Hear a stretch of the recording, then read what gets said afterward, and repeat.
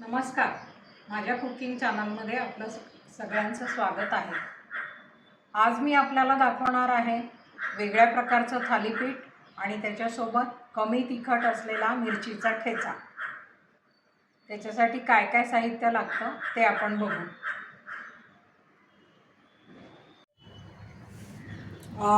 त्याच्यासाठी लागतं थालीपीठ खोबरं, लसूण, आलं, मिरची आणि धणे जिरे आपण मिक्सरमध्ये बारीक करून घेणार आहोत। 2 वाट्या ज्वारीचं पीठ आहे, अर्धी वाटी डाळीचं, अर्धी वाटी तांदळाचं, आणि कांदा, टमाटा, कोथिंबीर आणि मीठ। तर टमाटा आपण किसून घेणार आहोत, कांदा बारीक चिरणार आहोत, आणि हळद, तिखट वगैरे नेहमीचं साहित्य। तर कसं करायचं ते आता आपण बघू। आधी हे मी बारीक करून घेते मिक्सरमध्ये आणि हे दोन्ही चिरून घेते, मग तुम्हाला दाखवते। हे खोबरं, आलं, लसूण, मिरची, धणे जिरे हे आपण मिक्सरमध्ये बारीक करून घेतलं आहे। हा कांदा बारीक चिरला आहे आणि हा टमाटा मी किसून घेतला आहे, कोथिंबीर बारीक चिरलेली आहे। आता कसं करायचं ते दाखवते। 2 वाट्या ज्वारीचं पीठ आपण आधी घेऊ,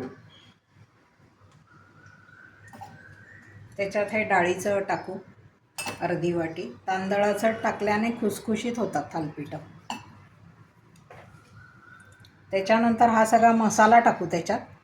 खोबरं असल्याने ना असं वेगळाच एक खुसखुशीतपणा येतो त्याला। कांदा आणि हा टमाटा,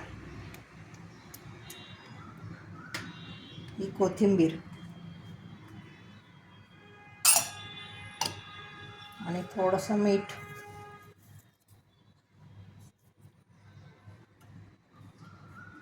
हळद आणि अगदी थोडंसं तिखट टाकू, कारण 3 मिरच्या घेतल्या होत्या मी। आता हे मी भिजवून घेते आणि याचा गोळा करते। आधी हे असंच कालवून घ्यायचं आणि लागलं तरच पाणी घालायचं, नाहीतर टमाट्याच्या रसात आणि सगळ्या या ओल्या पदार्थांमध्ये भिजतं ते व्यवस्थित। टमाट्यामुळे ना थालीपीठ असं मऊ असं होतं, वयस्कर मंडळींनासुद्धा असं चावायला वगैरे त्रास नाही होत। नुसतं कांदा घातला तर कडक होतं, आणि या खोबऱ्याची टेस्ट त्याच्यात खूपच चांगली लागते।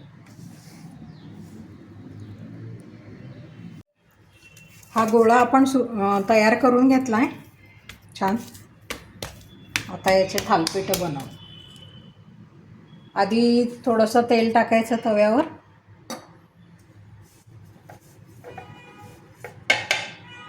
आणि मग हा थालीपीठाचा गोळा व्यवस्थित त्याच्यावर थापून घ्यायचा।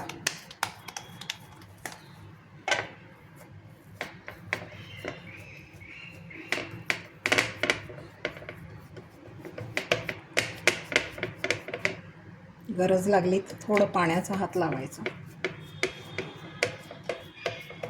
असं चांगलं पातळ थापून घ्यायचं थालीपीठ।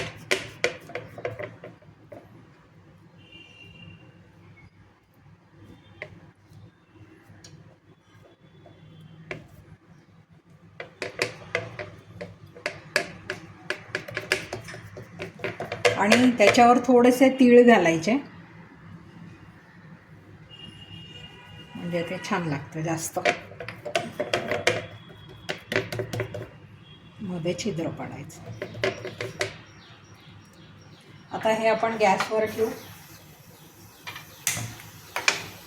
झाकण लावून एका बाजूने होऊ देऊ आणि नंतर पलटी करून परत भाजू। हे आता 5 मिनिट होऊ देऊ।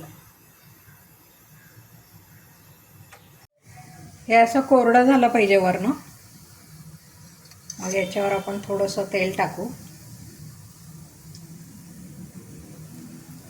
आणि मग उलटी करू बाजू।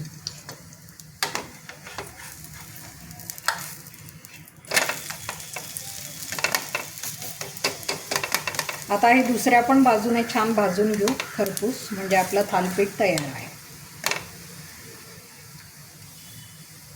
आता आपण ठेचा बघू तो कसा करायचा ते, आणि तो पण कमी तिखट।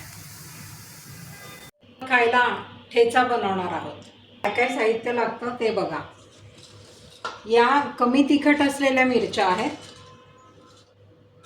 थोड्याशा तिखट मिरच्या पण घेतल्या आहे. कोथिंबीर आहे, दाणे अगदी थोडेसे घालायचे. अर्धा लिंबू चिरून घेतला आहे. लसूण आहे, थोडासा आल्याचा तुकडा पण आहे आणि मीठ आहे. आणि मग आपण फोडणीनंतर घालू त्याच्यावर जिरे, मोहरी आणि हिंगाची. कढईत आपण आधी दाणे भाजून घेऊ.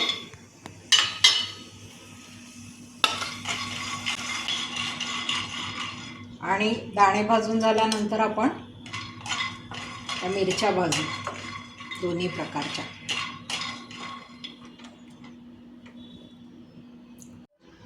हे भाजलेले दाणे आपण काढून घेऊ. आता आपण या मिरच्या भाजू.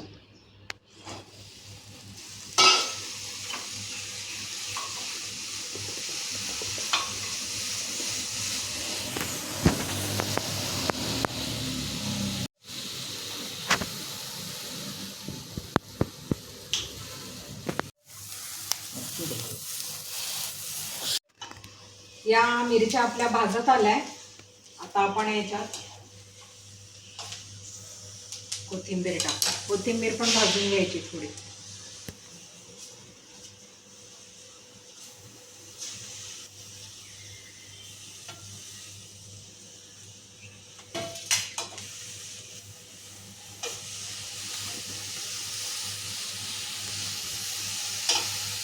आणि हे लसूण आणि आलं पण टाकू त्याच्यात.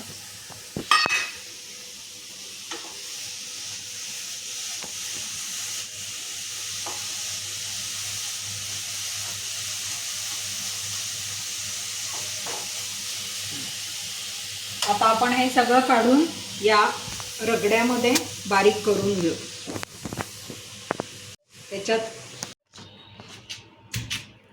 या रगड्यात आपण असं टाकत मस्त कुटून घेतलं आहे.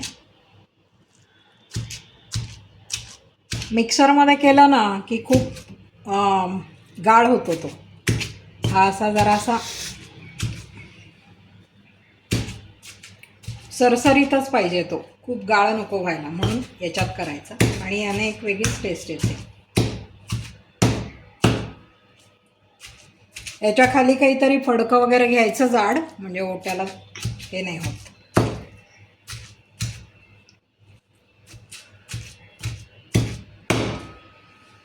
हे आता आपण काढून घेऊ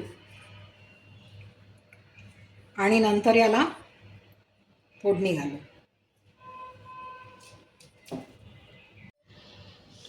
आता आपण याच्यात लिंबू पिळून घेऊ.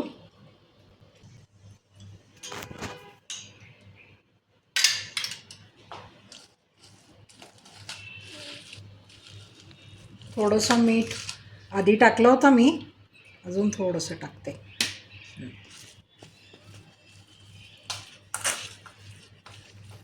आणि आता कढईमध्ये फोडणी करून त्याच्यात हा परतून घ्यायचा, म्हणजे तो बाधत नाही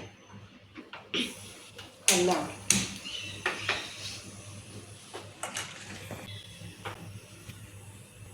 थोडा हिंग पण घालू.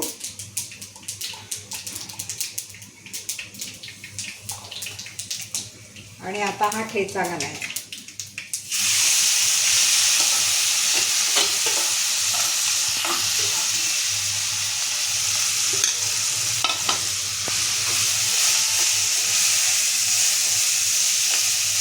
आणि हा चांगला परतून घ्यायचा, म्हणजे हा लहान मुलांनी खाल्ला तरी त्रास.